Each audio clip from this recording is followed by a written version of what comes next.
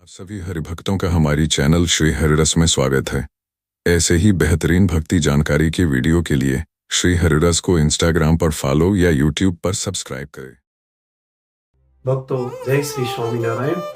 सत्संगी तो तेने कहिए जे शिक्षापत्री पाड़े रे।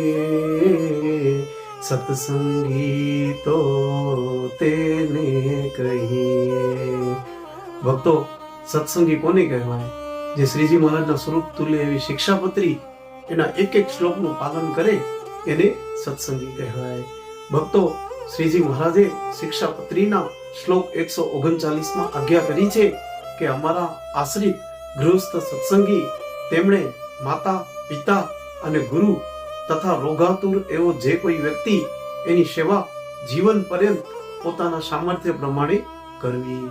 ભક્તો, સ્વામિનારાયણ ભગવાને કીધું કે આ શિક્ષાપત્રી પ્રમાણે વધશે તે આલોક અને પરલોકમાં મહા સુખિયા થશે। ભક્તો, આલોકમાં સુખિયા થવું હોય ને તો માતા પિતાની સેવા તો અવશ્ય કરવી જ પડે અને આજના સમયમાં આ આજ્ઞા તો ખાસ પાડવા જેવી છે। ભક્તો, માતા પિતાની સેવા ન કરે, માતા પિતા દુખી હોય, એના પુણ્ય અને સત્કર્મનો નાશ થઈ જાય છે અને જેણે માતા પિતાની સેવા કરી એને તમામ દેવ દેવીઓની સેવા કરી એનો ફળ મળી જાય છે। જેને માતા પિતાના આશીર્વાદ મળ્યા એને પરમાત્માના આશીર્વાદ આપોઆપ મળી જાય છે, ભગવાનના આશીષ એના ઉપર આપોઆપ ઉતરી જાય છે। ભક્તો, આપણે એમ કહીએ કે આ લોકમાં સુખિયા થવું છે તો માતા પિતાની સેવા કરવી પડે।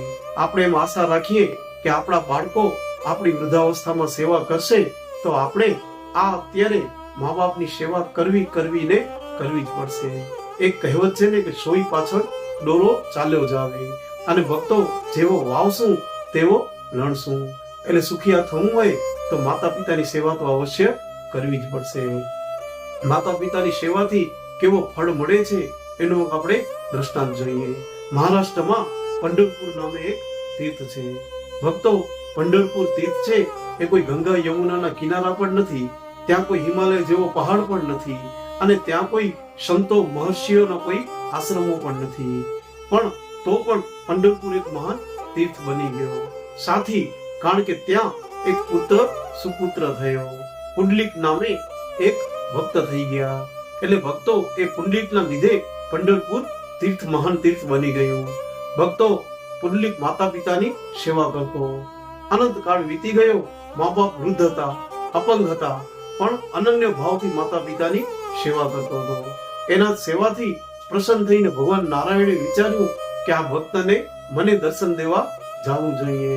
ભગવાન પુરુષોત્તમ નારાયણ પુંડલિકના ઘરે આવ્યા છે અને ભગવાને પુંડલિકની સેવા જોઈને એટલે ભગવાનને પણ મનમાં એવી ઈચ્છા થઈ કે મારો પણ આવો એક પુત્ર હોવો જોઈએ। ભગવાન પુંડલિકના ઘરે આવ્યા અને દરવાજા ઉપર ઉભા રહ્યા। પુંડલિકની નજર પડી અને ઓળખી ગયો કે આ તો ભગવાન પોતે આવ્યા છે, પણ એ વખતે એ પોતાના વૃદ્ધ પિતાને નવરાવતો હતો એટલે એને એક ઈંટ પડી હતી, એ ઈંટ ફેંકી અને કહ્યું કે પ્રભુ, આ ઈંટ ઉપર ઉભા રહ્યો, હું મારા માતા પિતાની સેવા કરી અને પછી તમારી પાસે આવીશ। ભગવાન એ ઈંટ ઉપર ઉભા રહ્યા, જાણે ભગવાનને પણ આજે ગરજ હોય કે આ ભક્તને મારે દર્શન દેવા છે। પુંડલિકે પિતાને સ્નાન કરાવ્યું, યથાસ્થાને બેસાડી અને પછી ભગવાન પાસે આવ્યો। આવી ભગવાનને દંડવત પ્રણામ કરીને કહ્યું કે પ્રભુ, મને ક્ષમા કરજો, હું તમને ઓળખી ગયો હતો પણ હું મારા પિતાની સેવા કરતો હતો એટલે દર્શન કરવા માટે વિલંબ થયું, પ્રભુ તમે મને ક્ષમા કરજો। ત્યારે ભગવાને કહ્યું કે ક્ષમા ક્યાં, તારા માતા પિતાની સેવાના ભાવના લીધે તો આજે હું તને દર્શન દેવા આવ્યો છું, એ સેવાના કારણે જ આજે હું તારા ઘરે સામે ચાલીને આવ્યો છું, તારી સેવાથી પ્રસન્ન થયો છું, તું માંગ। ત્યારે પુંડલિકે કહ્યું કે પ્રભુ, આપ મારા ઘરે આવ્યા, હવે હું બીજું શું માંગુ, પણ મને તમારા અખંડ દર્શન થતા રહે એવા રૂડા આશીર્વાદ આપો। ત્યારે ભગવાને કહ્યું કે આજથી હું તારા દ્વારે અહીં ઉભો રહીશ અને તને અને આવેલા દરેક ભક્તોને હું દર્શન આપીશ। અને ભગવાને ત્યારે પોતાનું નામ વિઠુબા જાહેર કર્યું કે હું વિઠુબા નામે અહીં ઓળખાઈશ। અને ભક્તો, આજે લાખો હરિભક્તો પંઢરપુરના દર્શને આવે છે અને ધૂન બોલતા બોલતા નાચતા કૂદતા આવે છે, વિઠ્ઠલ વિઠ્ઠલ વિઠ્ઠલા, હરિ ઓમ વિઠ્ઠલા, ભક્તો નાચતા આવે એમાં શું કહેવું. સ્વામિનારાયણ ભગવાન પણ જ્યારે વન વિચરણમાં હતા ને ત્યારે પંઢરપુર આવ્યા હતા અને વિઠુબાની મૂર્તિને ભેટીને દર્શન કર્યા છે. ભક્તો શાસ્ત્રો પ્રમાણે જોઈએ ને તો શ્રીજી મહારાજ 2 વખત મૂર્તિઓને ભેટ્યા છે. એકવાર પંઢરપુરમાં વિઠુબાની મૂર્તિને અને બીજી નરનાળ દેવની મૂર્તિ પ્રતિષ્ઠા થતી હતી ત્યારે નરનાળ દેવને ભેટી બાથમાં ગાલીને સ્થાને પધરાવ્યા. ભક્તો આ ભક્તનો માતા પિતાની સેવાનો પૂજ્ય ભાવ હતો ને ત્યારે ભગવાન એના ઘરે આવ્યા અને એને દર્શન આપ્યા અને પંઢરપુર મોટો તીર્થ થઈ ગયો. ભગવાન ખાલી ઉપદેશ આપે એમ નથી. રામચંદ્ર ભગવાને ક્યારે એમ નથી કહ્યું કે રામ માતા પિતાની સેવા કરજો, પણ રામ ભગવાને જીવન પર્યંત પોતાના માતા પિતાનું આદર અને સન્માન કરી અને ઉપદેશ આપ્યો છે કે માતા પિતાની હંમેશા સેવા કરવી. કૃષ્ણ પરમાત્માએ પણ નંદ યશોદા દેવકી વસુદેવ એમનો પ્રત્યે જેમને માતૃભાવ પિતૃભાવ હતો એ તો આપણે શ્રીમદ ભાગવત શાસ્ત્ર સાંભળીએ ને ત્યારે જ આપણે જાણી શકીએ. અને શ્રીજી મહારાજે પણ ધર્મ અને ભક્તિદેવ એ બેની માતા પિતાની પોતાના સામર્થ્ય પ્રમાણે ખૂબ સેવા કરી. એટલે ભક્તો માતા પિતાની સેવા કરવી એ દરેક પુત્રની પવિત્ર ફરજ બને છે અને એ સેવા કરે તો જેના પર ભગવાનનો રાજીપો થાય છે એ વાતની ખાસ નોંધ લેવી. ત્યારબાદ મહારાજે કહ્યું કે ગુરુની સેવા, તો એ તો ત્યાગી હોય અથવા ગૃહસ્થ હોય, માતા પિતાની સેવા કરવી એમ ગુરુની સેવા પણ અવશ્ય કરવી પડે. અને ત્યારબાદ ચોથો વાત આવી કે રોગાતુર એવો જે કોઈ મનુષ્ય એની સેવા પોતાના સામર્થ્ય પ્રમાણે કરવી. ભક્તો આપણે કોઈ પણ વ્યક્તિઓ રોગાતુર દેખાય, બીમાર દેખાય તો આપણી સામર્થ્ય હોય ને એ પ્રમાણે એની સેવા અવશ્ય કરવી. અને એમાં શ્રીજી મહારાજે કીધું કે જીવન પર્યંત એટલે જ્યાં સુધી આપણે જીવીએ ત્યાં સુધી આપણે માતા પિતા ગુરુ અને રોગાતુર એની સેવા અવશ્ય કરવી પડે.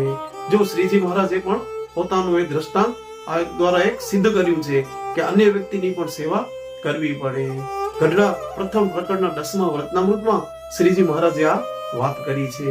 પ્રભુ જ્યારે વન વિચરણમાં હતા ત્યારે વેંકટાડી તીર્થથી સેતુબંધ રામેશ્વર જતા હતા. ત્યાં રસ્તામાં સેવકરામ નામે એક તેમણે સાધુ જોયો. સાધુ ભાગવત આદિ પુરાણોનો ભણેલો હતો. એની પાસે 1000 રૂપિયા જેટલી સોના મોહરો પણ હતી, પણ સેવા કરનાર કોઈ નતો. એટલે રોતો હતો. ત્યારે નીલકંઠવાણીએ એમને કહ્યું કે તમે ચિંતા ન કરો, અમે તમારી સેવા કરશું. એને લોહીખંડ પેટ બેસવું હતું. એટલે જેવો અન્ન મોઢામાં નાખે કે તરત જ અન્ન બહાર નીકળી જાય. એટલે નીલકંઠવાણીએ બાજુમાં કેળાની વાડી હતી ત્યાંથી કેળાના પારણા લઈ આવ્યા અને એક હાથ ઊંચી એના માટે પથારી કરી. એના ઉપર સેવકરામને ઓઢાડી અને પછી એની સેવા કરતા. એના ખરાબ વસ્ત્રો હતા એ પણ નીલકંઠવાણી પોતે ધોતા અને એ સેવકરામ શ્રી નીલકંઠવાણીને પોતાના રૂપિયામાંથી રૂપિયા આપતો અને કહેતો કે અન્ન, ઘી, ગોળ વગેરે વસ્તીમાંથી લઈ આવો. નીલકંઠવાણી વસ્તીમાં જઈ અને આ સીધો સામાન બધું લઈ આવતા. પોતાના હાથે રસોઈ બનાવી અને સેવકરામને જમાડતા. સેવકરામ પોતે જમતો, પણ એને કોઈ દિવસ નીલકંઠવાણીને એમ ન કહ્યું કે તમે અમારી જોડે જમો. સેવકરામને જમાડી અને નીલકંઠવાણી વસ્તીમાં જતા અને ભિક્ષા માંગીને ભોજન કરતા. ક્યારેક ભોજનમાં કાંઈ ન મળે, ભિક્ષામાં અન્ન ન મળે તો ઉપવાસ થતો. છતાં પણ સેવકરામે કોઈ દિવસ એમ ન કહ્યું કે તમે મારી જોડે ભોજન કરી લો.